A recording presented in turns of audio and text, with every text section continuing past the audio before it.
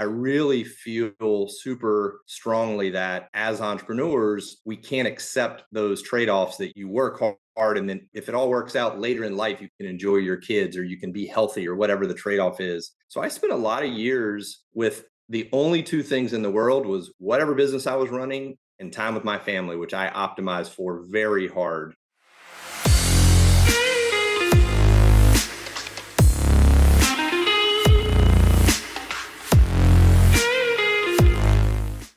Today, we have a visionary guest in the studio, Mac Lackey, an entrepreneur with a fervor for blockchain, sports, and scaling businesses. Mac has been at the forefront of innovation since 1995 when he started an internet company, a decision that foreshadowed his belief in the groundbreaking potential of blockchain technology. While cryptocurrency has faced its share of challenges and controversies, Mac remains undeniably bullish on blockchain, recognizing it as a foundational shift with implications already being explored by banks and nations, even if it's not yet mainstream. In this episode, Mark and Mac dive deep into how blockchain is poised to reshape the future of business. Mac enlightens us by explaining that while customers may not notice a significant difference in their user experience, essential financial transactions are increasingly adopting blockchain technology for enhanced efficiency and transparency. Drawing from his personal experiences in cumbersome international banking, Mac illustrates how blockchain could streamline such processes. But that's not all. Mac introduces a groundbreaking concept of digital seat ownership in the sports arena. A vision where fans could possess digital rights to seats, much like being remote landlords. This concept promises more transparent and profitable transactions for all parties involved. We'll also get a glimpse into Mac's incredible journey as an entrepreneur, where he's founded and successfully sold 6 companies while balancing his family life. He emphasizes the importance of designing businesses to operate independently of the owner, adding value for potential exits. Mac's latest venture, Exit DNA, is geared towards advising entrepreneurs on maximizing their company's worth and strategically planning for profitable exits.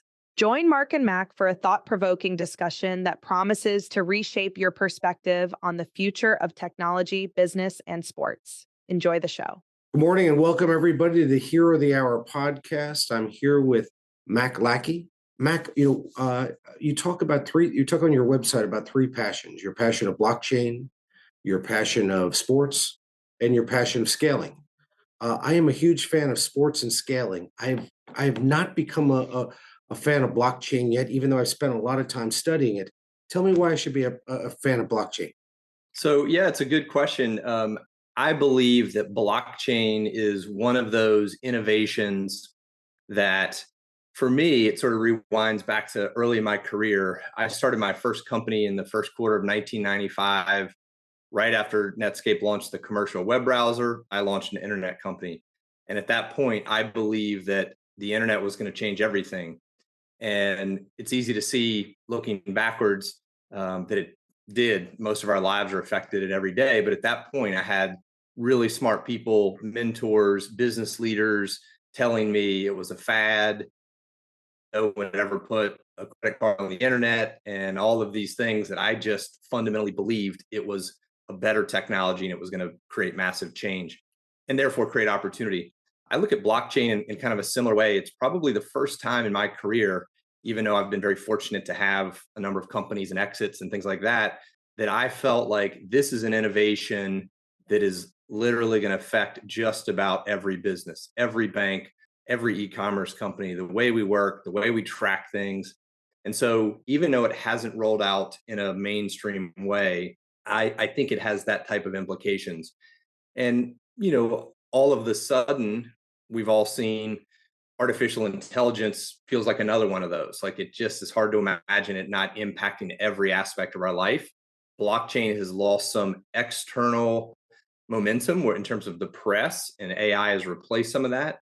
But day to day, some of the biggest banks and countries and sovereign nations are all trying to leverage blockchain. So I just think it's a critical shift that we're all going to make. Do you see what do you think could prevent it from that prediction coming true? What do you think what are the reasons why that would not happen?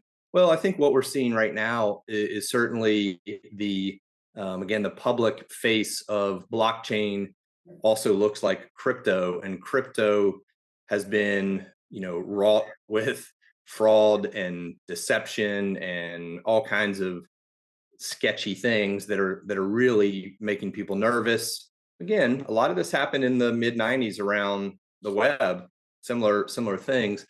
But I think the black eye that crypto has really turned a lot of people off from the whole category. And they're not looking at the underlying technology that enables a lot of these things, which in my mind is kind of blockchain. But yeah, that's a headwind right now. People don't want to talk about it.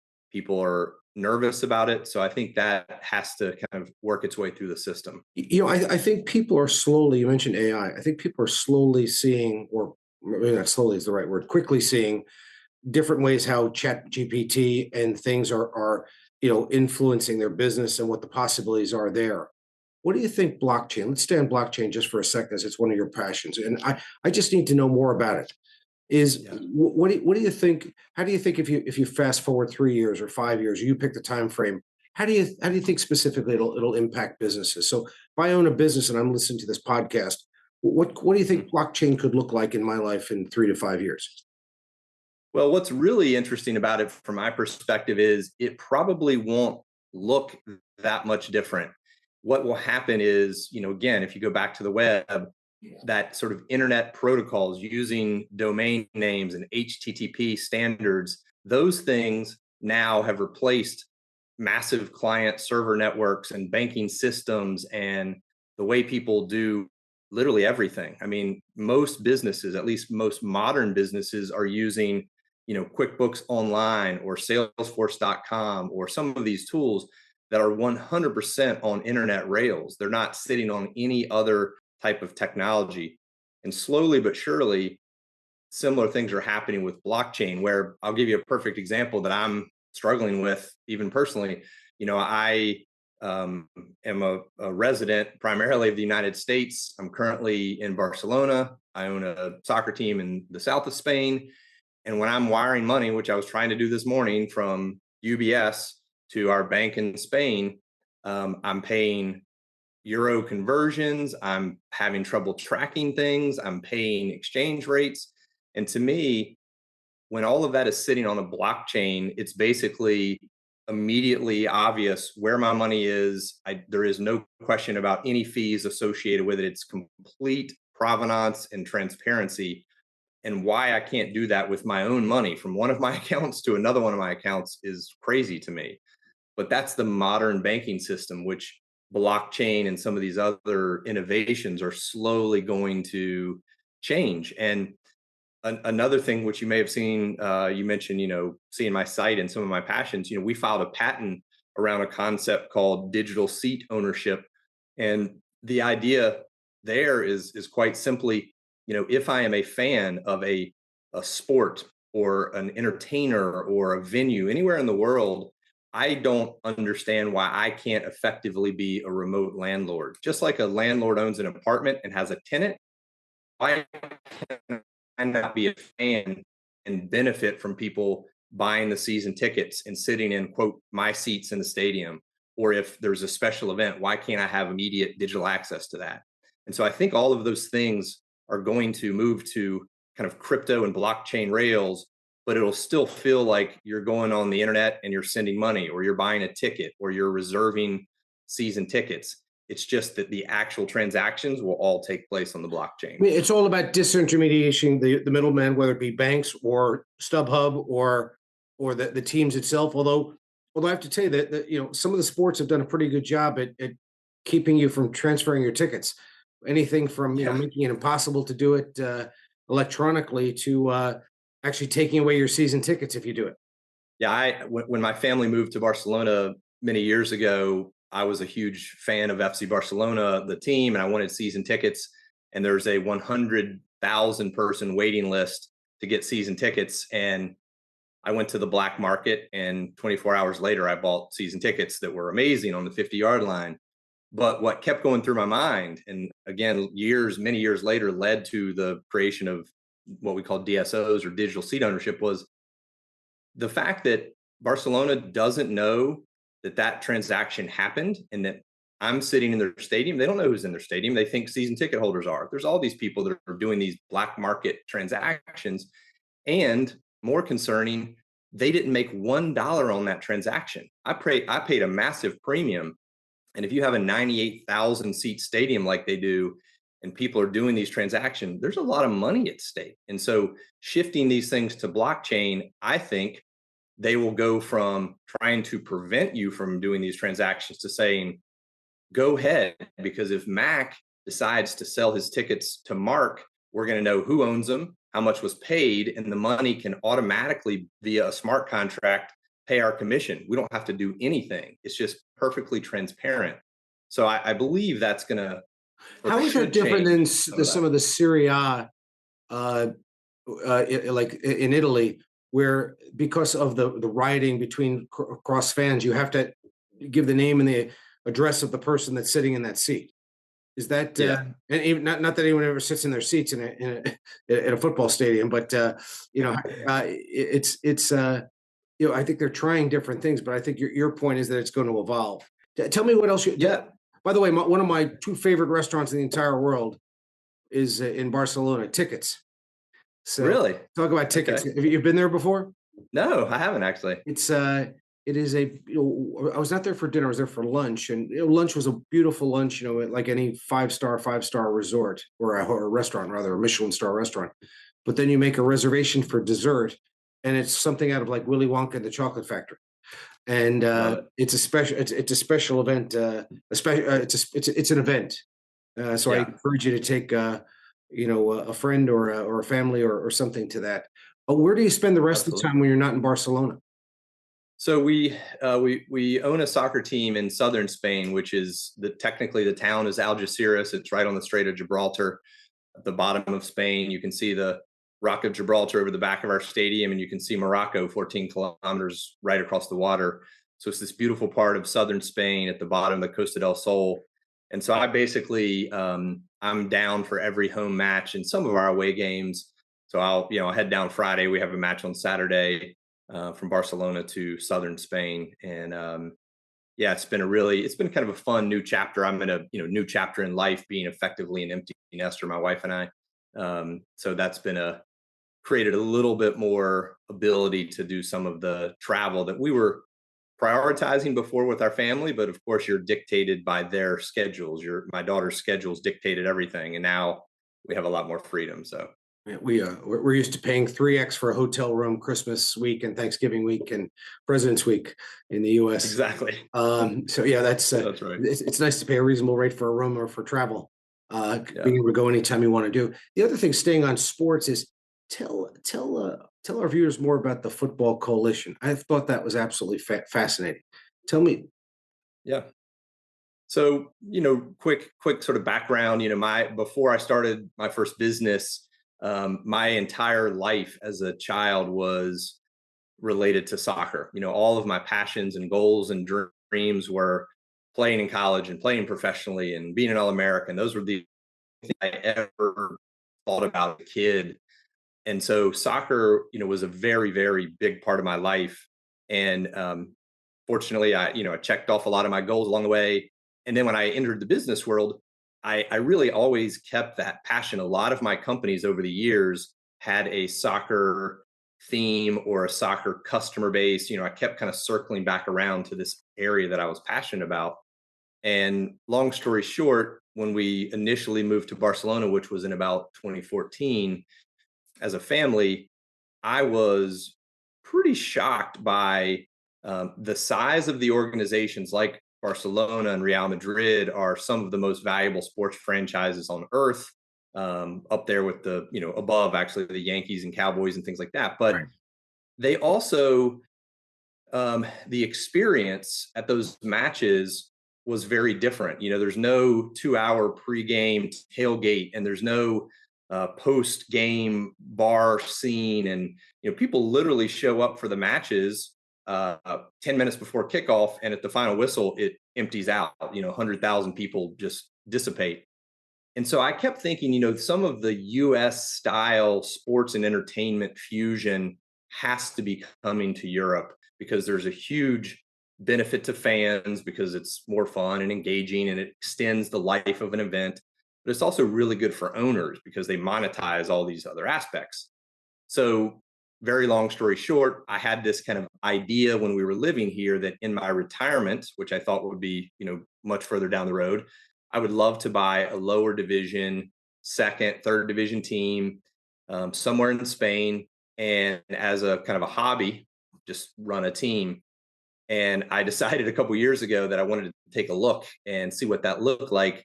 And as I dug in, I actually got really excited because the opportunities we looked at, and I looked at about 20 clubs, did diligence on probably 10 plus.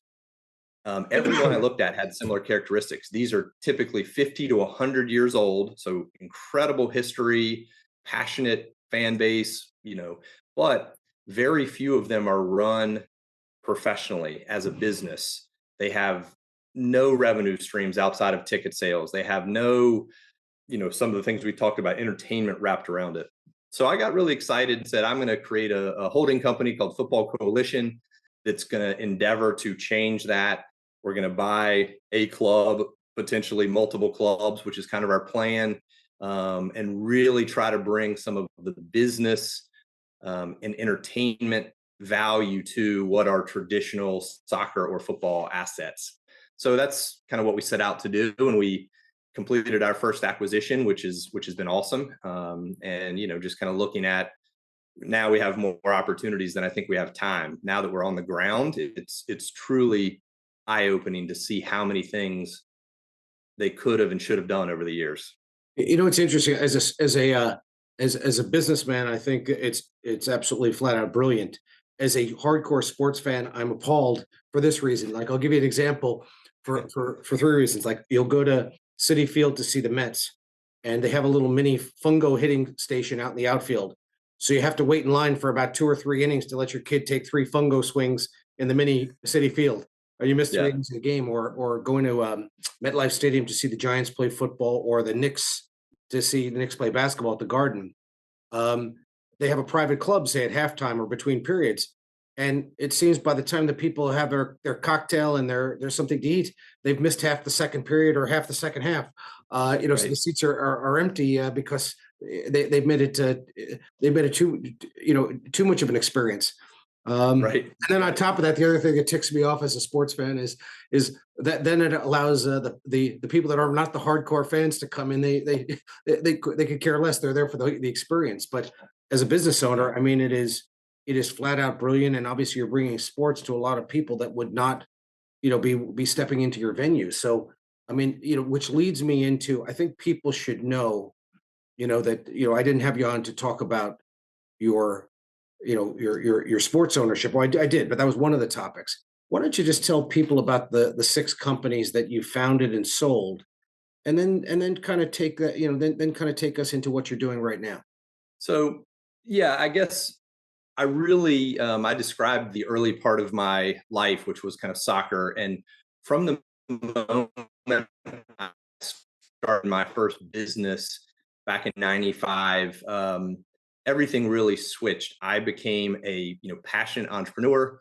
I was very fortunate in so many ways. That business we started in '95, we had a 8-figure exit a few years later. So I'm in my mid-20s, and I saw the results or potential results of, if you work incredibly hard, you build something that has value, and other people agree that there's value there, you can sell it and make life-changing money for yourself and your employees and partners.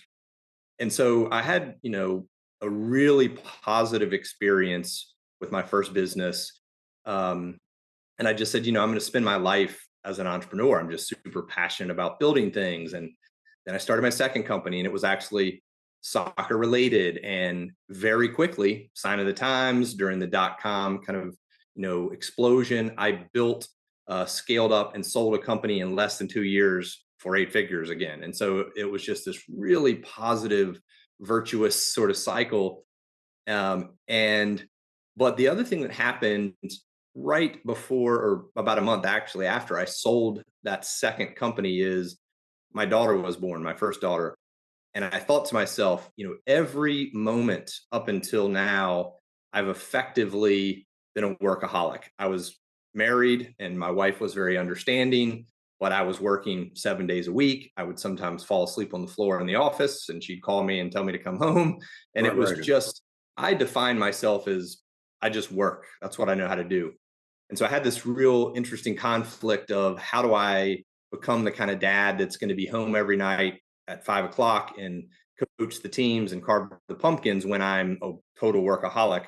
So I made a commitment to my, unborn but soon to be born daughter that I was going to be there and I wasn't going to miss anything. And over the next 20 years from that moment, the awesome thing is I dropped her off for her freshman year at NYU about 4 years ago, and I could look her in the eye. I made a ton of mistakes, like every parent does, but I didn't miss anything. I coached her teams. I was at the dances at 2 o'clock in the afternoon. I carved every pumpkin in every class, but I also built and sold 4 more companies. And so I really feel super strongly that, as entrepreneurs, we can't accept those trade-offs that you work hard. And then if it all works out later in life, you can enjoy your kids or you can be healthy or whatever the trade-off is. So I spent a lot of years with the only 2 things in the world was whatever business I was running and time with my family, which I optimized for very hard. So if I think about, the highlight reel, it's I started, scaled up and exited 6 companies. I had some incredible experiences, but I'm most proud of the decision to kind of, spend the time I did with my family now that my girls are, grown. But I also didn't really understand what those experiences meant until after I sold my last business, which was October of 2018. And I was asked to speak in an event. And up until that point, I didn't even attend events, much less speak. I was heads down. So I went to this event. They asked me to speak about exits. I told them I wasn't a good speaker, but I got up on stage and shared the journey. I just said, here's what I learned. Here's what I did wrong. Here's the dumb mistakes I made. And here's a few things I did right. As I walked off the stage, and this was an impressive group of entrepreneurs, like I had massive imposter syndrome because I'm looking out at people in the audience and I knew who they were and I was impressed with their companies. And I'm thinking, why am I on stage? But a lot of people came up to me and said, I have investment bankers, I have CPAs, I have attorneys, and I have never heard what you just shared on the stage. And I need your help. And so to kind of circle around to your question, from that moment, I thought, wow, this is great. I kind of want to be done building companies. I want to help people in the second part of my life. And I apparently have this unique set of experiences, having exited 6 times and done it in what I now know is a unique way that I can share with other people. So I've kind of, committed to mentoring, advising entrepreneurs on that journey, because it's a difficult one. Most people have one shot at an exit in their life, and it's the biggest financial opportunity they'll ever have. And most people do it wrong. So I want to help. As an as a coach, I don't know what would the right term be, an executive coach, showing people how to scale. You can use whatever term you want. I think the thing that gives you bona fides is there's a lot of people out there that want to coach you to tell you how to do it and have never done it themselves, and you've done it 6 Right. Yeah. times. So it gives you the credibility times to the nth power. Yeah. Having said that, what does an engagement look like? Who are the kinds of people? So if somebody's watching this today saying, "Hey, I own a business, I'm successful, but I really need to scale it and take it." Tell me 2 things. What does an engagement look like with you, and what can you expect as the result? So yeah, and I was pretty intentional about the way I structured. I have a program called Exit DNA, and it is a very structured group that people join. I'd say most of our members, we have, currently probably 50, 60 entrepreneurs from all over the world, Dubai, Slovenia, all over the US, Latin America. They're all in it for the same set of reasons. They have an interest in creating the option to exit in the future, and they recognize that they don't know how to maximize value. They know there are things that they could and should be doing that they believe I'm in a unique position to kind of help them. So the way Exit DNA works is if someone says, hey, I'd really like to have the option in a few years to sell this business. And if I do, I certainly want to maximize value. I don't want to leave millions on the table or have the deal fall apart, which is very common. they join Exit DNA, and it's basically a combination of several times a month I do live small group coaching sessions, and so they come to these live sessions where I teach our proprietary content, and we do Q&A at the end of every session. So part of the value, candidly, as much as I like to help people, and I feel like we have some unique things to say, we have entrepreneurs on the journey. We just had one of our members about 4 weeks ago have an amazing 8-figure exit, and as they got closer and closer to exit, their questions in those Q&A sessions were so interesting because they're almost at the finish line, whereas other members may be 2 or 3 years away. So they're hearing that evolution of how do you get ready? What do you do when you get into diligence? How do you negotiate the final terms? And Mac and my other partners are giving them real-time advice and discussion. And so a lot of it is our content that we share, which we think changes the opportunity for a lot of companies. And then that sort of group dynamic where these members are also on the journey together. So it's a year-long program, not because it takes a year, but because everybody that joins Exit DNA is busy. They're all running companies. And I say, look, this ensures you have enough time to join as many live sessions as you can. You talk to me one-on-one, you talk to my investment banking team, and you can do it in 60 days or 45 days if you want, or you can do it, one session a month over the course of the year. What's the cost of something like that? What would somebody pay for that typically? So our pricing is about to go up at the end of the year. Right now, it's for most people, it's about $12,500 to join the program, and the ROI. I mean, I hear it a lot. We have a lot of nice testimonials. It's almost unheard of that someone isn't adding hundreds of thousands, if not millions, to their exit value and increasing the likelihood of exit and increasing personal freedom along the way, because those are all things that we talk about every week. So it's really a low cost, kind of high. It seems almost free. I mean, yeah. I mean, meaning, so many programs, you're locked into a 3-year contract for hundreds of thousands of dollars. Yeah, that's there. By the way, my oldest son went to NYU as well. He graduated in 21. Okay. Awesome. So, but I guess they were maybe a year or two apart. How did your daughter enjoy NYU? She loved it. I have 2 girls, and they're like a lot of people that have multiple kids. They're polar opposites. My older daughter, went to NYU. Pretty much studied, I'd say 7 days a week. I mean, she graduated NYU having never made a B, so straight A's all the way through. Where'd she learn that work ethic from? I wonder. I don't know where the intelligence came from. I know it wasn't me, but yeah, she works hard. But yeah, she didn't go out a lot. And then I have my younger daughter who's at University of Miami as a sophomore, who is, having the time of her life at Drake concerts and at the clubs and balancing school and life. But yeah, they're both happy and in the right spots for them. So I remember when I was a kid, Miami was Suntan U, and now that's become one of the top 30 or 40 universities in the country. Really, yeah, Joel did a great job at turning that into a major, not a football school, but a major, academic institution. What's there? Couple things that it's a great school and it's a fun place. What's interesting as I see people growing businesses, I have a couple of comments for you. When people say they want to grow a business, my comment back to them is you don't grow a business, you grow people and invest in people. Do you disagree with that? Could not agree more. I think, people is one of the critical success factors, certainly in my career, but in just about any business I look at, advise. I mean, yeah, that is absolutely a fact.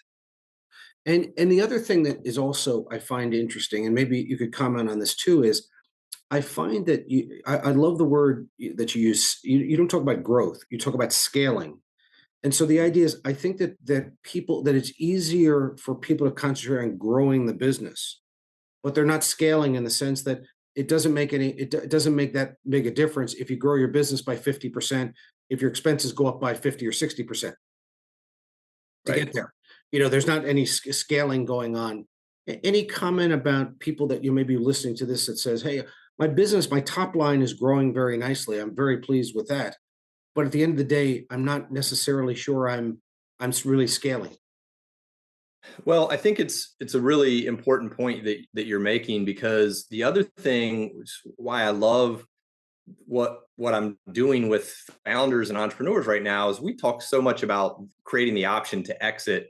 But I always tell people, if you have the option to exit, you've also done a lot of other things really, really well. Because, for example, no one wants to buy a business that has no margin. It's growing like crazy at the Yeah. top line, but the expenses are tracking with it. Every time you get a new contract, you have to hire new employees and buy new computers, and like you just can't break out of that.